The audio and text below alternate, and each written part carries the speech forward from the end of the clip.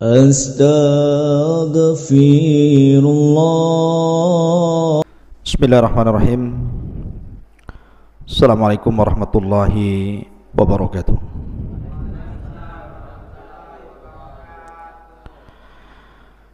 Alhamdulillah wassalatu wassalamu ala Rasulillah wa ala alihi wa sahbihi wa mawalah wa la hawla wa la quwata illa billahi wa ba'du. Qala Allahu azza wa jal, ya ayyuhalladzina amanu taqullaha haqqa tuqatih wa la tamutunna illa wa antum muslimun. Wa qala sallallahu alaihi wasallam, man salaka tariqan yaltamisu fihi ilma sahhalallahu bihi tariqan ilal jannah. Amma ba'du. Baik, kita lanjutkan kajian kita, masih membahas Qasasul Anbiya,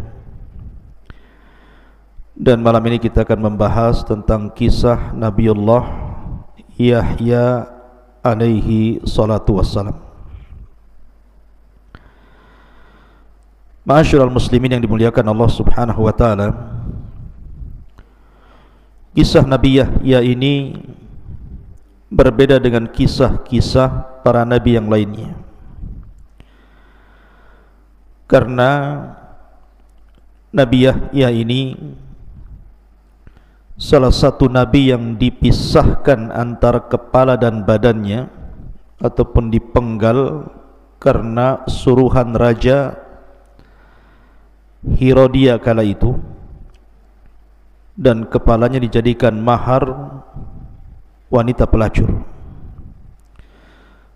Sehingga kisahnya ini memang menarik untuk kita kisahkan, dan nanti syarat dengan pelajaran kalimat per kalimat dalam Al-Quran, tepatnya dalam surah Maryam.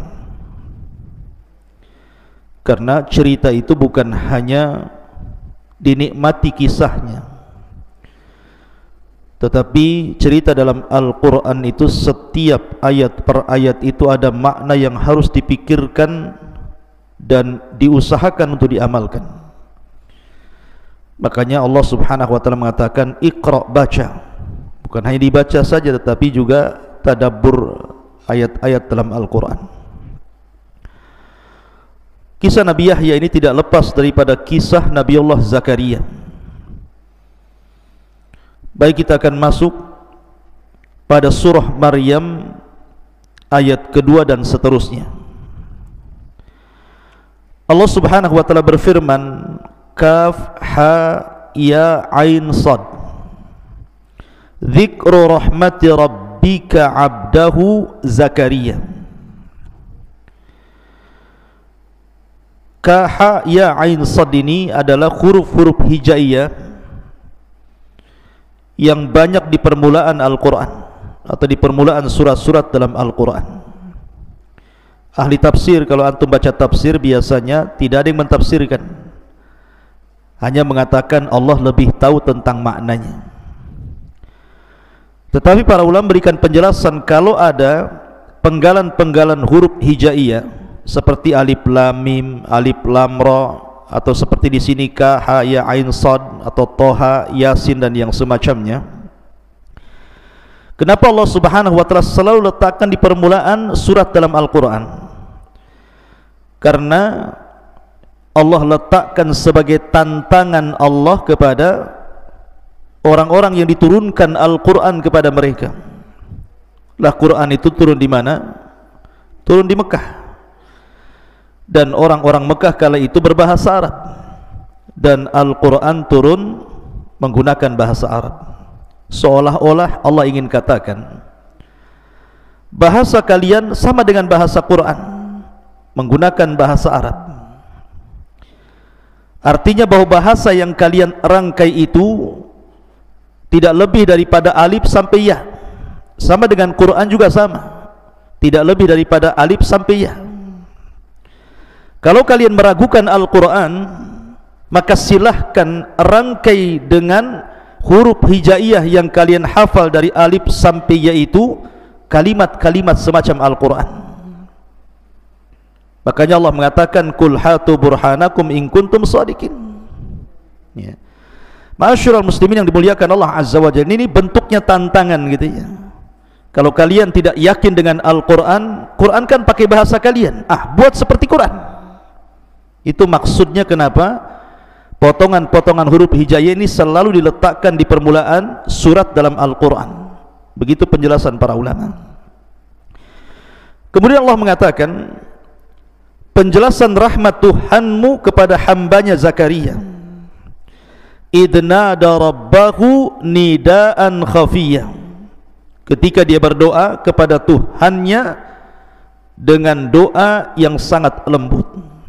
Artinya dengan doa yang tidak perlu diteriakkan, karena Allah itu dekat dengan kita.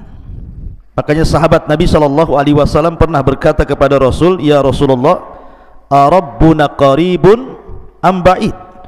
Rasul, Tuhan kita ini jauh apa dekat? Wa idza kana qaribun fa nunaji wa idza kana ba'idun fa nunadi. Kalau memang dia dekat kita bisik-bisik saja, tapi kalau dia jauh kita panggil-panggil. Maka Allah Subhanahu wa taala turunkan ayat wa idza sa'alaka ibadi anni fa inni qarib. Apabila hamba-hambaku bertanya soal aku ya Muhammad, katakan aku dekat. Jadi tidak perlu doa itu teriak-teriak. Doa itu tidak perlu berteriak-teriak, tetapi dengan cara nidaan khafiyah, seperti doanya Zakaria. Kemudian Allah mengatakan qala rabbi inni wahanal azmu minni wasta'ala ar-ra'su syaiban. Zakaria berkata, ya Rabb, sesungguhnya telah lemah tulang ini, dan juga sesungguhnya rambut ini telah beruban memutih. Walam akun bidu'aika rabbi syakiya, dan aku menjadi dengan doa kepadamu tidak pernah kecewa. Artinya dia terus berdoa dan tidak pernah bosan untuk tidak berdoa. Dan harusnya seperti itu ikhwan. Yang tahu nilai sebuah doa itu para nabi. Kadang-kadang orang itu kalau ada masalah bukan mengadu kepada Allah, malah nulis status. Jadi minta bantuan kepada orang-orang yang ada di Facebook, yang ada di Instagram, yang membuat masalah itu Allah, yang mengangkat juga Allah. Jadi kalau ada masalah tidak perlu ditulis di status. Ini aneh, setiap ada masalah mesti ditulis status. Lagi galau, ngapain orang coba tulisan begitu? Minta kepada Allah Azza wa Jalla, masalahnya diselesaikan. Makhluk itu tidak bisa menyelesaikan masalah. Makanya Zakaria mengajarkan kepada kita, jangan pernah bosan berdoa. Kemudian Allah mengatakan wa inni khiftul mawaliya min warai wa kanat imraati akhiran fahabli min ladunka waliyan yarithuni wa yarithu min ali yaqub waj'alhu rabbi radiyya. Kemudian Zakaria mengatakan, dan sungguh aku khawatir keluargaku, kerabatku dari belakangku, maksudnya kalau tidak ada keturunan, dan dia istriku seorang yang mandul. Artinya secara medis tidak mungkin melahirkan, karena orang mandul tidak mungkin melahirkan. Fahabli min ladunka waliya, maka berilah kepadaku dari sisimu waliya, pertolongan. Untuk apa? Yarithuni, agar dia mewarisi diriku, wa yarithu, dan mewarisi min ali Yaqub, dari keturunan Yaqub, waj'alhu rabbi radiyya, dan jadikanlah dia Tuhanku seorang hamba yang diridhai. Dari sini menunjukkan bahwa Zakaria itu masih nabi-nabi Bani Israel, karena ketika dia mengatakan yarithu min ali Yaqub, menunjukkan bahwa ada garis keturunan antara Zakaria dengan Nabi Allah Yaqub. Dan Yaqub itu namanya Israel, keturunannya disebut Bani Israel, dan Zakaria itu satu di antara nabi Bani Israel. Kemudian Allah mengatakan, ya Zakaria, inni nubashiruka bi ghulamin ismuhu Yahya. Wahai Zakaria, sesungguhnya kami beri kabar gembira kepadamu akan lahir seorang anak laki-laki namanya Yahya.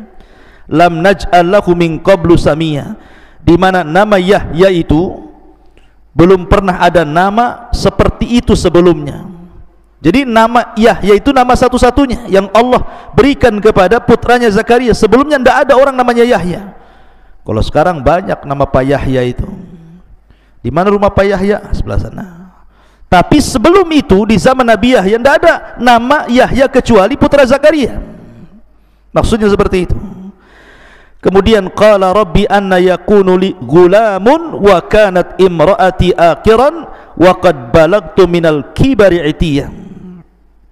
Zakaria pun mengatakan, ya Tuhanku, bagaimana aku akan memiliki anak gitu kan, sementara usiaku sudah tua renta, istriku pun mandul, dan sungguh aku telah sampai usia yang lanjut, itiyah, dan sangat tua renta. Tetapi lihat jawaban Allah, qala kadzalika qala rabbuka huwa alayya hayyin wa qad khalaqtuka min qablu wa lam taku syai'an. Kemudian Zakaria mengatakan, Allah berfirman, demikianlah bagiku itu mudah, kata Allah, bagiku itu sangat mudah, dan sungguh aku telah ciptakan dirimu sebelumnya. Kamu ini dulu enggak ada, kemudian aku ciptakan jadi ada. Kalau hanya engkau meminta kepadaku agar punya anak, itu mudah bagiku, kata Allah. Kemudian Nabi Zakaria minta tandanya, qala rabbij'al li ayah. Baik, kalau seandainya Allah anugerahkan kepadaku keturunan, apa tanda-tandanya? Maka Allah mengatakan, qala ayatuka alla tukalliman nasa thalathata ayyamin sawiyah. Tandanya bahwa engkau tidak akan bisa bicara kepada manusia selama 3 malam padahal engkau dalam kondisi sehat. Jadi nanti kalau engkau tiba-tiba tidak bisa bicara, bisu gitu kan, mau ngomong susah, harus dengan isyarat atau dengan tulisan, dan itu selama 3 hari, berarti istri mengandung tuh. Jadi tandanya dibisukan Zakaria selama 3 hari. Kalau engkau suatu ketika tiba-tiba susah bicara, mau ngomong susah, hanya dengan isyarat dan tulisan, berarti istrimu lagi ngandung tuh. Kemudian fa kharaja ala qaumihi minal mihrabi fa auha ilaihim an sabbihu bukrata wa asiya. Maka ketika betul-betul Zakaria tidak bisa bicara selama 3 malam, tiba-tiba istrinya hamil betul. Maka dengan senang hatinya dia keluar dari mihrabnya. Ingat, mihrab itu bukan mihrab masjid kayak gini, bukan. Ya. Mihrab itu artinya di sini seperti kan Maryam itu punya mihrab kan? Kullama dakhala 'alaiha Zakariyal mihrab. Setiap Nabi Zakaria masuk mihrab. Apa sih mihrab itu? Jadi mihrab itu ini umpamanya kamar, anggaplah ini satu petak kamar. Ya. Kemudian di kamar itu dibuat semacam kayu untuk tempat tinggal di atasnya itu disebut mihrab, itu namanya. Jadi Maryam itu kalau tidur di atas itu, mungkin umpak-umpakan bahasa kitanya ya, dikasih kayu supaya bisa naik ke atas, dikasih tangga. Disitulah Maryam beribadah. Begitu juga Zakaria beribadah di mihrabnya. Jadi ketika tahu istrinya ngandung, dengan bahagianya kemudian Zakaria menemui kaumnya, kemudian memerintahkan kaumnya untuk bertasbih kepada Allah pagi dan petang. Ma'asyiral muslimin yang dimuliakan Allah Subhanahu wa taala. Kenapa, apa alasannya Nabi Zakaria itu kemudian sangat yakin akan diberikan anak oleh Allah Subhanahu wa taala? Karena ketika Nabi Zakaria ini merawat Maryam, Maryam ini masih kecil dan tidak pernah keluar dari mihrabnya. Jadi dia di atas kamarnya itu, kasur di atas kamarnya itu, tidak pernah keluar dari situ. Zikir aja Maryam ini. Jadi suatu ketika Zakaria ini masuk ke mihrabnya Maryam, dan setiap dia mendapatkan melihat mihrabnya Maryam, dia mendapatkan banyak makanan, banyak sekali makanan. Makanya Allah mengatakan, kullama dakhala 'alaiha Zakariyal mihrab wajada indaha rizqa. Setiap Zakaria masuk ke kamarnya Maryam, ke mihrabnya, sudah banyak makanan, terutama buah-buahan. Lah buah-buahan ini yang tidak ada di musim panas, ada pula di musim dingin. Yang tidak ada di musim dingin, ada pula di musim panas. Makanya lihat bahasa Quran. Nabi Zakaria mengatakan kepada Maryam, anna laki hadha. Dari mana buah-buahan ini? Siapa yang mendatangkannya? Sebab kalau seandainya buah-buahan itu ma'ruf, ada di musimnya, tentu Zakaria tidak akan mengatakan anna laki hadza. Dari mana buah-buah ini? Pasti Zakaria pun akan maklum, umpamanya ini musim kurma, banyak kurma di kamarnya, mungkin ada orang ngasih. Atau lagi musim jeruk, tiba-tiba banyak jeruk, paling Zakaria mengatakan siapa yang ngasih buah-buahan ini, tidak mengatakan anna laki hadza. Itu bahasa Quran. Tiba-tiba Maryam mengatakan apa? Huwa min indillah. Ini datang dari Allah. Subhanallah. Ketika Maryam mengatakan demikian, langsung masuk ke akal Zakaria. Kalau seandainya anak kecil Maryam ini saja dengan rajin ibadah di mihrabnya, tidak pernah keluar, bisa diberikan rizki oleh Allah tanpa harus capek-capek mencarinya, tanpa harus menunggu orang mengasihnya, tiba-tiba sudah ada di situ gitu ya. Kemudian yang lebih heran lagi, makanan di musim panas ada pula di musim dingin, buah-buahan di musim dingin ada pula di musim panas. Zakaria berpikir tuh, aku ini sudah tua, istriku sudah hamil, masa Allah nggak mungkin kasih anak kepadaku? Maka lihat bahasa Quran, Allah tidak mengatakan fada'a Zakaria, tapi Allah mengatakan hunalika da'a Zakaria. Pakai hunalik di sini. Apa faedahnya kalimat hunalik di sini? Seolah-olah begini, mumpung ada kesempatan ketika dia melihat Maryam rajin ibadah kemudian diberikan rizki, maka besoknya Zakaria pun ikut cara Maryam, masuk ke mihrabnya, beribadah terus, berdoa terus. Dari situlah kemudian Jibril datang dan menghabar gembirakan kepada Zakaria akan kelahiran Yahya. Hunalika da'a Zakaria rabbah. Dan itu apa namanya, kedahsyatan doa dan ibadah. Lihat ketika Allah mengatakan malaikat datang ke Zakaria menghabarkan gembira, sedang apa Zakaria? Wa huwa qaimun yusalli, kan gitu ya. Wa huwa qaimun yusalli fil mihrab. Jadi malaikat ketika menghabarkan bahwa Zakaria itu akan melahirkan, atau bukan dia yang melahirkan, istrinya akan melahirkan Yahya, Zakaria sedang sholat. Kenapa Allah Subhanahu wa taala tidak menyebutkan Zakaria sedang tidur, Zakaria sedang ngobrol, Zakaria sedang main, Zakaria sedang jalan? Kok sedang sholat diberikan kabar? Kata para ulama, lihat bagaimana sholat itu bisa menyelesaikan sebuah permasalahan. Makanya Nabi SAW kalau ada masalah itu segera sholat, kemudian meminta kepada Allah supaya masalahnya diselesaikan. Maka sholat itu sesuatu yang sangat penting dalam kehidupan umat manusia ini. Taib, setelah kemudian Allah Subhanahu wa taala anugerahkan Zakaria seorang putra namanya Yahya. Nabi Yahya ini ikhwatul fiddin, muliakan Allah Azza wa Jalla, orangnya aneh karena selalu hidup di hutan.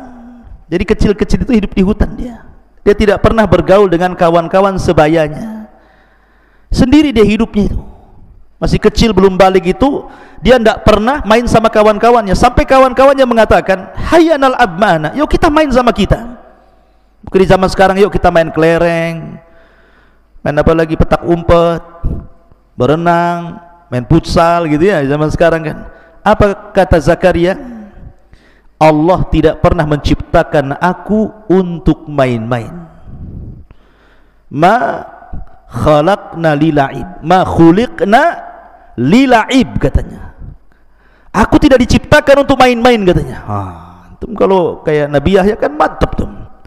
Ayo pal main bola, aku nggak diciptakan untuk main-main, gitu ya. Main bola pal, ayo di mana? Ini repot antum ya. Tunggu saya ajak kawan lagi, nularkan penyakit lagi tuh. Jadi bagaimana Zakaria ini mengatakan ma khuliqna lila'ib, aku tidak diciptakan untuk main-main. Dari situ dia tidak pernah ikut kawan-kawannya, dia hidup sendiri. Kadang-kadang dia ke hutan. Jadi kalau ada makanan itu, maka Nabi Zakaria itu karena kelembutan hatinya, semua hewan-hewan di hutan itu dikasih makan sama dia. Sampai akhirnya mulai dari hewan buas sampai hewan jinak itu tidak berani mengganggu Nabi Yahya karena dia yang kasih makan mereka. Ma'asyiral muslimin yang dimuliakan Allah Azza wa Jalla, perhatikan di sini kisah ini dimulai dari surah Maryam. Ya Yahya khudil kitaba biquwwah wa Yahya ambillah kitab Taurat ini dengan kuat. Dari sini ada faedah apa? Seorang pendakwah itu harus kuat. Allah mengatakan, ya Yahya, ambil Taurat dengan kuat. Faedahnya apa? Antum thalabul ilmi, kelak akan jadi dai. Antum tidak boleh lemah. Harus kuat, harus siap menghadapi masalah. Tidak boleh malas. Ini calon dai tidur aja, gimana ceritanya? Ya, ngobrol saja. Harus kuat, sungguh-sungguh. Seorang calon dai itu harus sungguh-sungguh, harus sabar, siap menghadapi masalah. Karena nanti antum akan dihadapkan dengan berbagai masalah dari mad'u, dari orang yang antum dakwahi. Makanya Allah mengatakan, ya Yahya, hudil kitaba bil quwwah. Kenapa bil quwwah, dengan kekuatan? Karena tantangannya berat jadi seorang pendakwah itu. Akan ada masalah banyak. Quran ini Allah mengatakan, inna aradna al-amanata ilas samawati wal ardi wal jibali fa'abaina an yahmilnaha. Kan itu ya? Wa ashfaqna minha wa hamalahal insan. Coba. Ketika Allah Subhanahu wa ta'ala tawarkan nih agama ini, Quran ini kepada langit, kepada bumi, kepada gunung, semua tolak. Mereka nggak mau, karena tahu bahwa amanah menyampaikan Al-Quran itu berat. Wa ashfaqna minha, nggak mau mereka. Fahamalahal insan, manusia pula mau. Makanya Allah mengatakan, innahu kana zaluma, gitu ya. Qatafidin muliakan Allah Azza wa Jalla. Jadi faedahnya, khudil kitaba bil quwwah. Antum calon-calon dai harus kuat. Dari sekarang harus kuat, jangan membleh, jangan malas. Wa atainahul hukma sabiyya, dan kami telah memberikan hikmah, ilmu, pengetahuan, kecerdasan kepada Yahya sejak dari anak-anak. Makanya tadi diajak main dia nggak mau. Bahkan suatu ketika Nabi Zakaria ini kehilangan Yahya, namanya anak-anak gitu kan, hilang 3 hari, pusing tuh Nabi Zakaria itu, kemana ini Yahya ini pergi ini. 1 hari tidak ketemu, 2 hari nggak ketemu, 3 hari nggak ketemu, pas hari ketiga baru ketemu. Rupanya Nabi Yahya sedang menggali kuburan, lahat. Kemudian dia duduk di samping lahat itu sambil menangis. Kemudian Zakaria datang dan mengatakan, wahai Yahya, ya bunai, wahai anakku, aku sudah mencari kamu 3 hari, aku tidak melihat dirimu. Dan ini kuburan siapa? Kau hendak menggali untuk siapa? Kuburan untuk siapa ini? Yahya sambil menangis mengatakan, karena Yahya itu terkenal bakkain, orangnya itu suka nangis, suka sekali dengan nangis, karena takut kepada Allah Azza wa Jalla. Dan dia mengatakan, ya Abi, bukankah kau yang menghabarkan kepada aku bahwa antara kita ini akan berada di antara sorga dan neraka, dan yang bisa menghantarkan kita ke sorga itu adalah dengan tangisan. Maka aku melihat kematianku di sini, aku menangis. Maka dua-duanya sama-sama menangis akhirnya. Jadi Zakaria itu diberikan kecerdasan luar biasa. Itu sejak kanak-kanak itu. Makanya dia diangkat jadi nabi itu dari kanak-kanak, sudah diangkat jadi nabi gitu. Karena Allah berikan kecerdasan. Tidak ada anak-anak di zamannya, bukan lagi anak-anak, orang dewasa yang paham Taurat kecuali Yahya. Jadi Allah sudah pahamkan Taurat itu sejak kecil. Sudah belajar Taurat, akhirnya paham. Kayak antum, seusia antum ini sudah hafal Quran plus dengan tafsirnya 30 juz, gitu maksudnya kan, mantap tuh. Ini Quran saja sudah belum hafal, cerita tafsirnya pula kan gitu ya. Jadi Nabi Yahya itu sejak kecil sudah hafal Taurat betul-betul, dan dia memiliki suara indah ketika membaca Taurat. Lihat Allah sifatkan bagaimana sifatnya Yahya ibn Zakaria ini.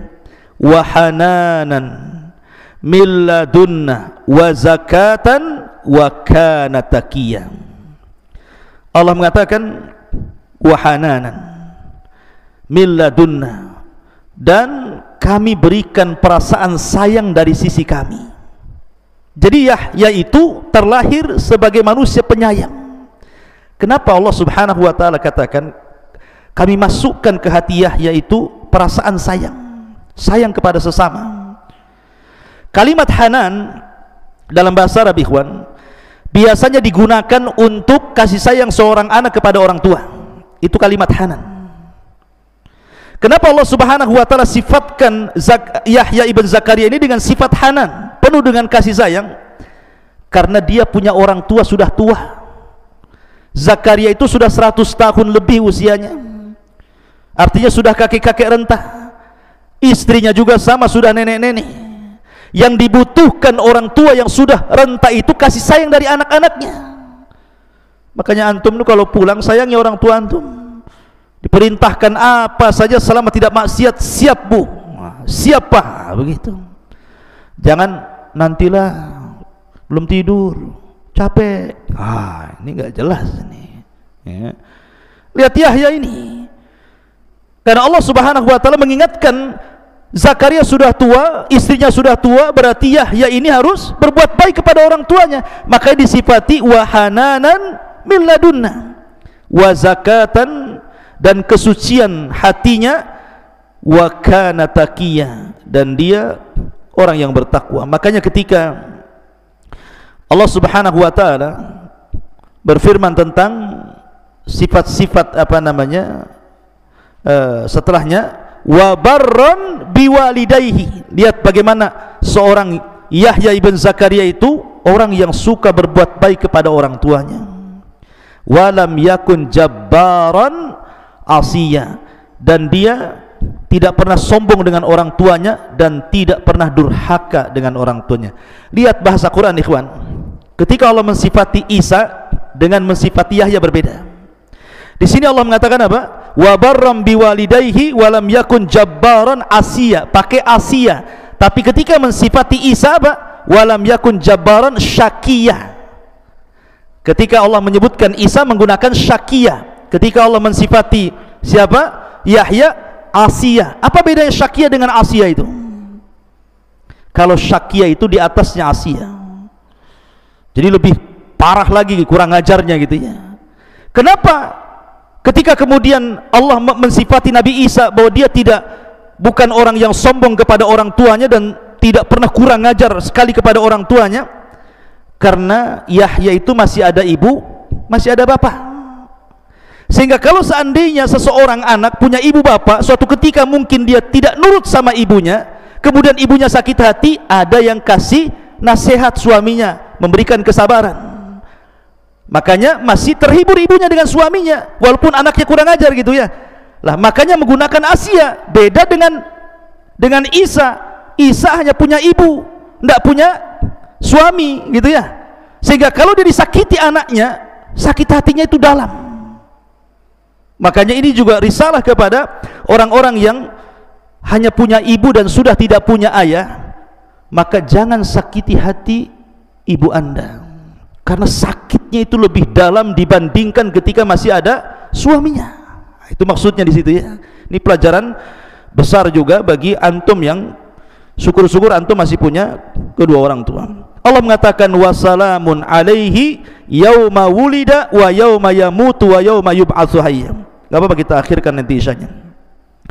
Dan sejahteralah atas Yahya pada hari dilahirkan, pada hari dia meninggal, dan pada hari dia dibangkitkan. Dan itulah keinginan kita, selamat saat dilahirkan, selamat saat diwafatkan, dan selamat saat dibangkitkan.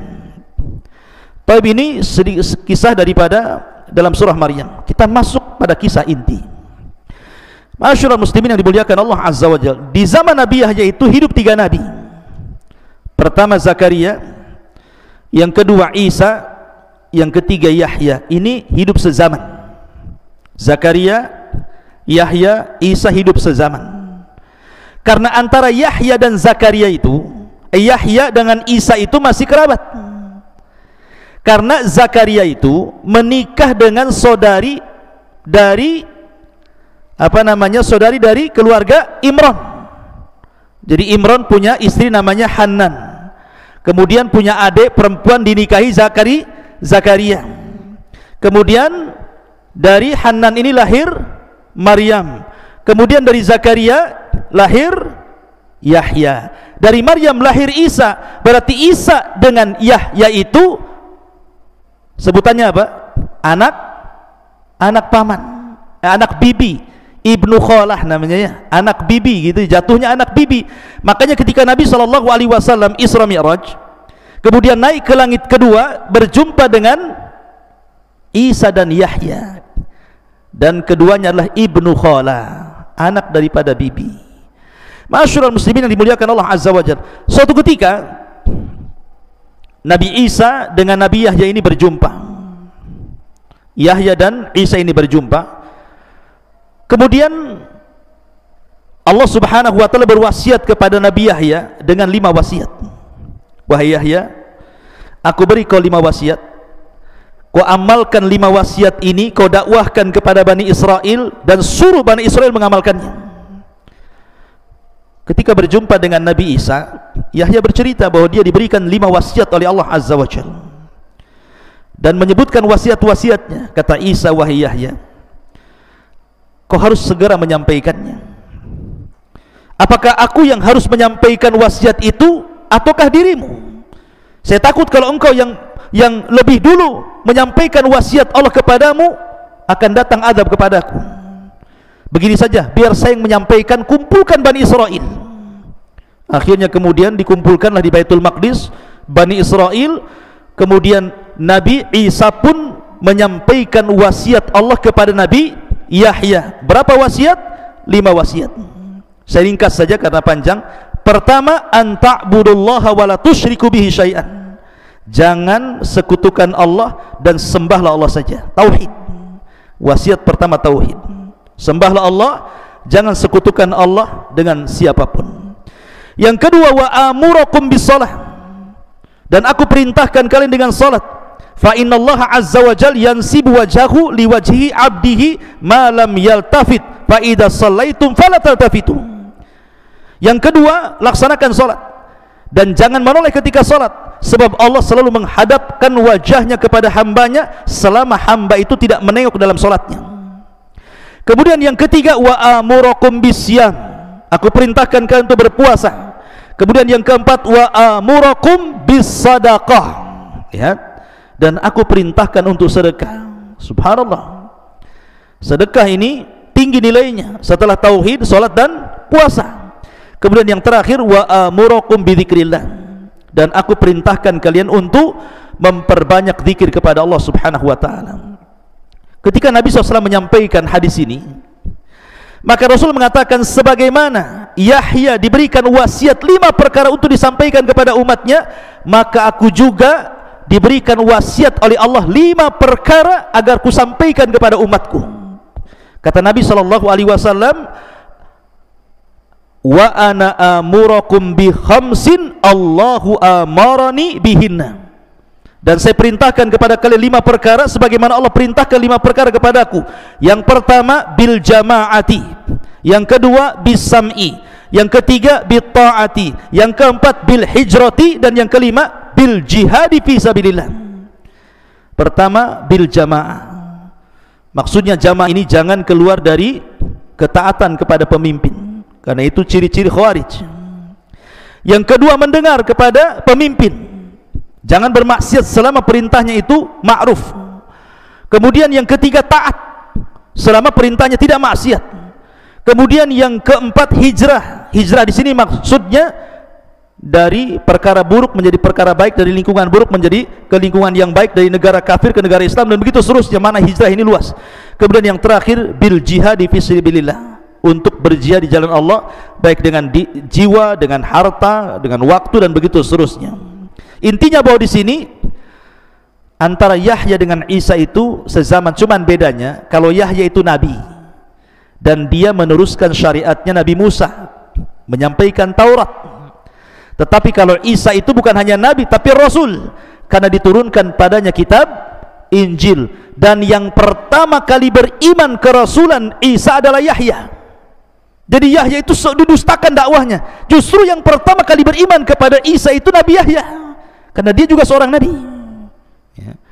Karena kurang lebih para nabi itu ketika berdakwah didustakan. Taib, karena juga waktu, kita langsung saja. Lalu bagaimana kisah wafatnya Nabi Yahya ini, ikhwan?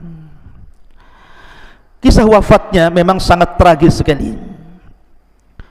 Dahulu ada seorang raja, seorang hakim di Palestina, namanya Herodia, yang sebelumnya dipimpin oleh Herodus. Namanya dulu Herodus, kemudian meninggal Herodus, diganti dengan Herodia. Dialah hakim Palestina kala itu. Dan Herodia ini dia suka dengan anak perempuan daripada bibinya. Jadi dia suka dengan anak perempuan bibinya. Dan dalam syariat Nabi Yahya tidak boleh menikah dengan kerabat seperti itu, karena itu mahram dan haram hukumnya. Itu syariat dulu ya. Kalau syariat sekarang kan sepupu boleh menikah, kalau zaman dulu mungkin nggak boleh. Lah kadang raja ini kan sudah terlampau cinta dengan wanita itu, anak daripada saudarinya. Dalam riwayat saudarinya ada yang mengatakan anak bibinya itu yang cantik sekali itu. Masalahnya ibu daripada putri itu adalah orang yang paling bermusuhan dengan Nabi Yahya. Ibunya itu adalah wanita yang paling bermusuhan dengan Yahya, tidak suka dengan dakwahnya Nabi Yahya ya. Kemudian akhirnya terdengarlah bahwa raja akan menikah dengan orang yang tidak boleh dalam syariat Yahya dinikahi. Ketika itu Nabi Isa bin Maryam memerintahkan Yahya untuk mengajari Hawariyun, para sahabat-sahabat Isa ibn Maryam. Lah salah satu fatwa yang difatwakan oleh Yahya kepada Hawariyun itu, tidak boleh menikah dengan seorang wanita yang masih ada hubungan kerabat, seperti Raja Herodia ini dengan wanita tadi. Menyebarlah fatwa Nabi Yahya ini dari mulut ke mulut, dari telinga ke telinga, sampailah ke istana. Dan ingat, Nabi Yahya itu punya pengaruh. Dia seorang orator. Kalau dia ceramah itu terpengaruh manusia banyak. Jadi ketika mendengar fatwa seperti itu, raja marah gitu ya. Bagaimanapun fatwa itu mengganggu istana. Artinya bahwa istana terganggu dengan fatwa itu. Akhirnya kemudian suatu ketika wanita itu karena takut tidak jadi nikah dengan raja, maka sang ibu dari wanita yang hendak dinikahi raja itu disuruh menghantarkan khamar kepada raja untuk diminum. Maka Herodia pun meminum khamar, mabuklah. Ketika mabuk itulah ibunya mengatakan kepada anak putrinya, berdandanlah dengan dandanan yang paling cantik, lewatlah di hadapan raja. Akhirnya dia pun dandan dengan dandan cantik. Raja lagi mabuk, kemudian lihat wanita yang dicintainya tiba-tiba lewat dengan dandan yang paling cantik, makin gila dia. Gila kuadrat namanya. Udah gila-gila lagi, gila di atas gila ya. Maka akhirnya dikejarnya wanita itu dan mengatakan, ayo nikah sekarang, ayo nikah sekarang gitu ya. Tetapi wanita ini sudah dibisikin oleh ibu yang kafir ini dan mengatakan, kalau raja menghendaki supaya cepat nikah, maka katakan kepada sang raja, maharnya kepala Yahya, maharnya kepala Nabi Yahya. Subhanallah ya. Akhirnya kemudian ketika wanita itu ngomong sama raja, kau boleh menikahi diriku, tapi saya minta maharnya kepala Nabi Yahya.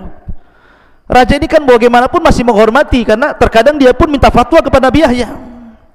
Makanya dia mengatakan kepada wanita itu, janganlah minta yang itu. Kalau kau minta emas saya kasih, minta istana saya kasih, minta harta saya kasih, mau apa saja, tapi jangan itu. Tapi wanita itu mengatakan, tidak, itu mahar saya. Dengan sebab itulah akhirnya Herodia ini, Raja Herodia ini mengutus pasukan untuk menangkap Yahya dan memenggal kepalanya. Diutus pasukan besar. Lah Yahya sedang mengajar di masjid. Hawariyun, orang-orang Isa bin Maryam, sahabat-sahabat Isa bin Maryam, tiba-tiba masjid dikepung. Akhirnya Nabi Yahya pun dijemput dari mihrabnya, kemudian dipenggal kepalanya, dipisahkan dengan badannya. Celakanya lagi, badannya dikirim kepada bapaknya Zakaria. Zakaria masih hidup, tapi anaknya sudah mati. Coba perasaan orang tua. Tiba-tiba dikirim jasad anaknya, kemudian kepalanya diletakkan di bejana emas, kemudian dikirim ke istana. Gimana perasaan Zakaria selaku bapak? Tahu-tahu ada jasad anaknya di situ ya. Akhirnya kepala Nabi Yahya ini diletakkan di bejana emas, dikirim ke istana. Ketika melihat kepala Yahya di bejana emas, wanita fajirah, wanita baghi ini tiba-tiba tertawa terbahak-bahak. Subhanallah, al jaza min jinsil amal, ikhwan. Jazaa'ul ihsan ilal ihsan, jazaa'us sayyi'ati ila sayyi'ah. Balasan keburukan itu akan ditimpakan keburukan yang sama. Karena Allah yang mengatakan dalam Al-Qur'an, apakah kalian mengira, am hasibtum apakah kami mengira annallaha ghafilan amma ya'malu zalimun? Allah itu zalim, Allah lalai dari orang-orang yang melakukan kezaliman? Tidak, Allah tidak pernah lalai dari kezaliman manusia.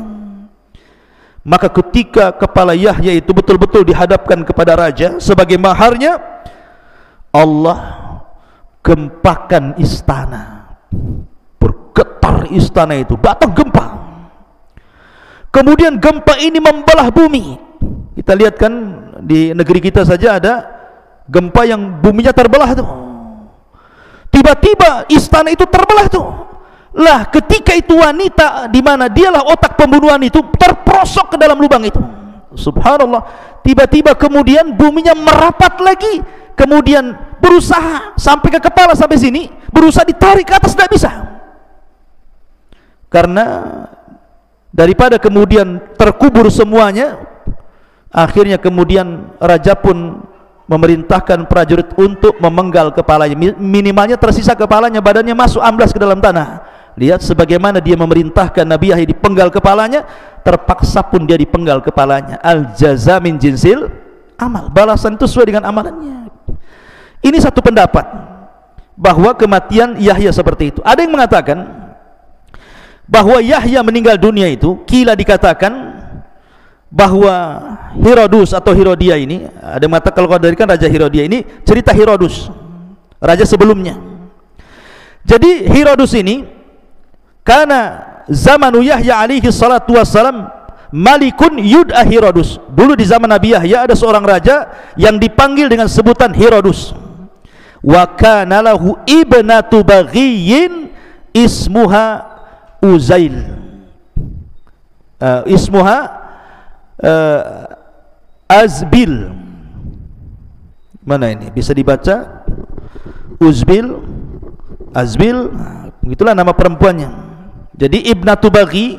Jadi Herodus ini punya berzinah dengan seorang wanita, lahir anak perempuan, namanya ibnatul baghi. Anak perempuan ini setelah besar tertarik pula dengan Nabi Yahya, karena Yahya itu kan orangnya tampan gitu ya, orangnya cerdas. Jadi wanita ini, anak daripada Herodus ini, tertarik dengan Nabi Yahya.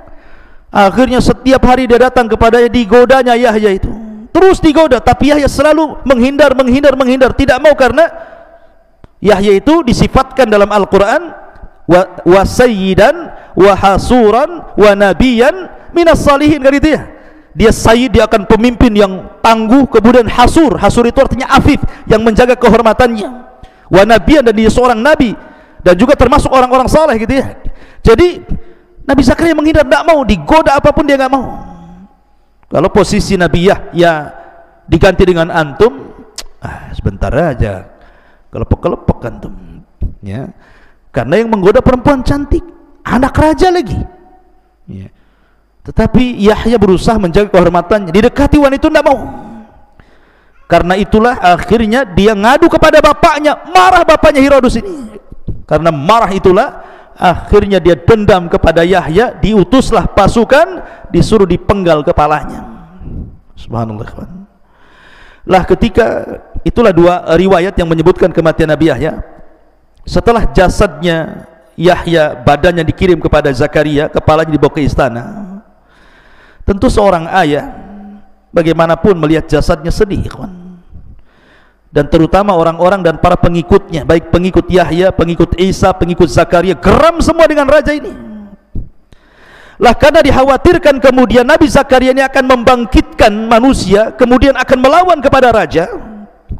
Akhirnya kemudian raja pun membuat pasal bagaimana caranya, sebagaimana dia berhasil membunuh Yahya, mereka pun akan membunuh Zakaria. Dikirim pasukan dengan tuduhan bahwa Zakaria adalah orang yang telah menghamili Maryam. Karena kan Maryam hidup di mihrab di Baitul Maqdis, dan yang mengkafir Zakaria. Dibuat fitnah. Oh, jangan-jangan Maryam hamil itu Zakaria yang hamili, kan gitu. Makanya orang-orang Yahudi sampai hari ini mereka menganggap bahwa Isa itu anak zina. Karena itu tuduhan Herodus. Ini kan Herodus kan raja Yahudi masalah di zaman itu, ya. Tuduhlah dia dengan tuduhan bahwa Zakaria telah berzina dengan Maryam. Itulah dia pantas untuk dibunuh. Maka disebarlah pasukan untuk menangkap Zakaria. Zakaria tahu bahwa dia sedang dikepung, maka dia bersembunyi di hutan. Salah satu nabi mukjizat Zakaria itu bisa membelah pohon, ikhwan. Jadi pohon itu bisa dibelah, kemudian dia bisa masuk, kemudian pohon itu akan menyatu lagi. Dia bisa bersembunyi di dalam pohon itu. Jadi pasukan ini ke hutan nyari-nyari Zakaria, nggak ketemu. Sayangnya, ketika Nabi Allah Zakaria masuk ke dalam pohon itu, rupanya datang iblis.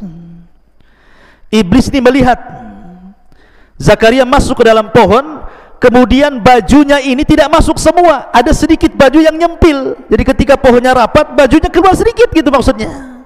Dan iblis tahu.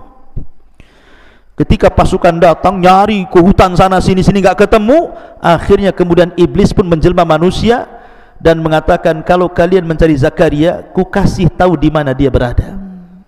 Kata iblis, tuh di pohon sana. Kau bawa gergaji pohon sana, maka kalian akan berhasil membunuh Zakaria. Akhirnya kemudian ditunjukkan oleh iblis tempat Zakaria bersembunyi dalam pohon itu. Mereka sudah bawa gergaji, digergajilah pohon itu menjadi berbelah-belah. Akhirnya keluar darah dan Allah takdirkan Zakaria meninggal di situ. Lihat bagaimana anak dan bapak dua-duanya dibunuh dengan cara sadis oleh orang-orang Yahudi di zaman itu. Cukup sampai di sini? Tidak. Isa masih hidup. Isa kan masih hidup. Akhirnya setelah mereka berhasil membunuh Yahya, membunuh Zakaria, targetnya sekarang Isa. Tidak mungkin Isa diam. Pasti akan memberikan pengaruh. Itu kata raja. Akhirnya bunuh juga Isa. Dikepunglah orang-orang itu, mengepung rumah Isa bin Maryam, yang ketika itu Isa sedang mengajarkan kepada orang-orang Hawariyun, beberapa orang saja Hawariyun Isa itu. Dan ingat, kalau antum berjumpa dengan orang-orang Nasrani ataupun orang-orang yang mu'alaf masuk Islam dan dulunya dia seorang Nasrani, biasanya keyakinan yang tersebar di antara mereka bahwa yang diserupakan dengan Isa adalah pengkhianat. Pengkhianat, salah satu murid Isa yang berkhianat. Memang ada pendapat seperti ini, tetapi dalam Islam pendapat yang kuat bukan. Yang diserupakan dengan Isa adalah muridnya Isa sendiri, bukan murid Isa yang berkhianat, ya. Dan itu pendapat kita kaum muslimin. Jadi yang meninggal itu, yang disalib, yang ditangkap, disalib, dibunuh itu salah satu murid Isa, bukan murid Isa yang berkhianat sebagaimana yang mereka sangkakan seperti itu. Sebagaimana fatwa daripada Syekh Shalih Fauzan hafizahullah taala. Jadi yang meninggal itu salah satu muridnya. Lah muridnya ini berkorban untuk nabinya. Ketika Isa mengatakan, siapa di antara kalian yang mau Allah jadikan wajahnya serupa dengan wajahku, maka dia akan menjadi saudaraku kelak di sorga, menjadi temanku di sorga. Maka yang paling mudah mengatakan, saya wahai Nabi Allah. Maka akhirnya diusaplah wajahnya oleh Isa, kemudian wajahnya persis mirip dengan Isa bin Maryam. Kemudian Isa merintahkan Hawariyun yang lainnya untuk menyebar, pergi, menghindar, dan disuruh mendakwahkan Injil supaya Nasrani ajaran Injil kemana-mana. Tetapi setelah mereka pergi, yang ada di rumah itu cuma dua, Isa dengan salah satu muridnya yang diserupakan dengan Isa. Maka Isa pun kemudian oleh Allah ditidurkan, inni mutawaffika, ya Isa, aku wafatkan. Mutawaffi di sini artinya apa? Allah tidurkan, bukan Allah matikan, Allah tidurkan. Makanya doa setelah tidur apa? Siapa yang hafal doa setelah tidur? Doa setelah tidur apa? Alhamdulillahilladzi amatana ba'dama ahyana ba'dama amatana wa ilaihi nusyur, kan itu. Ya alhamdulillah, segala puji bagi Allah yang telah menghidupkan dari kematian. Berarti mati tidak harus hilang nyawanya. Tidur itu disebut mati juga, gitu maksudnya di sini, ya. Maka kalimat inni mutawaffika wa rafi'uka ilayya, sesungguhnya aku wafatkan, maksudnya aku tidurkan dan aku angkat engkau hai Isa. Ketika Allah sudah angkat ke langit, datanglah rumah itu dikepung oleh tentara raja itu, kemudian ditangkaplah orang yang menyerupai Isa, padahal itu murid setianya Isa. Hawariyun Isa ditangkap, kemudian dibunuh, disalib. Maka orang Yahudi mengatakan, qatalnal Masih ibn Maryam, kami sudah membunuh Al-Masih ibn Maryam.